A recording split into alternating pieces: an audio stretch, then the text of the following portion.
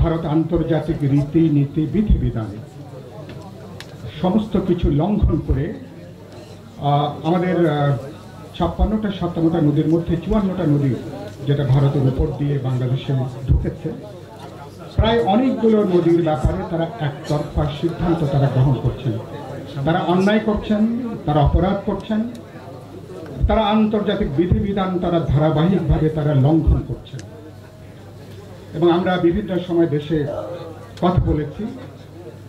এখন পদ্মায় যেটুকু পরে চুক্তি যেটা হয়েছে মাওলানা এবং 1976 সালে তার যে ঐতিহাসিক তার একটা লং মার্চ, সেই লং মার্চের প্রেক্ষিতেই পরবর্তীকালে গঙ্গার পানি সংক্রান্ত চুক্তি, সেই চুক্তি এবং আগামী বছরের ডিসেম্বরে 1996 সালে যে চুক্তি স্বাক্ষর হয়েছিল নতুন বোঝাপড়া, নতুন সমঝোতাটা লাগবে। কিন্তু দুর্ভাগ্যজনকভাবে এত দীর্ঘ সময় পার হলেও রাজনৈতিক ব্যাপারে যেমন আমরা অনেকগুলো সিদ্ধান্তহীনতার মধ্যে আছি, দোলাচলের মধ্যে আছি, কিন্তু পানির ব্যবস্থাপনা নিয়ে বিশেষ করে এখনো পর্যন্ত ভারতের দিক থেকে আমরা এ ব্যাপারে বাংলাদেশের 56,000 বর্গমাইল, এখানকার 18 কোটি মানুষ, তাদের অস্তিত্ব, তাদের বর্তমান এবং ভবিষ্যৎ, এই প্রশ্নটা এখনো ভারতের শাসকদের কাছে, সরকারের কাছে এখনো অগ্রাধিকারের তালিকার মধ্যে নেই। এখনো তারা সমস্ত কিছু তারা আমাদেরকে চাপিয়ে দেওয়ার একটা চেষ্টা, সেই চেষ্টা এখনো পর্যন্ত এটা অব্যাহত আছে।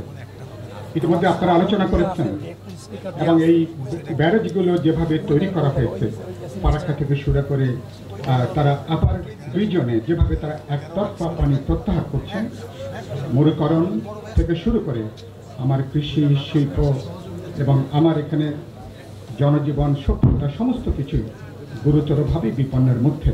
এটা আপনাদের এই বইটা আপনারা দীর্ঘ এখানে উল্লেখ করেছেন।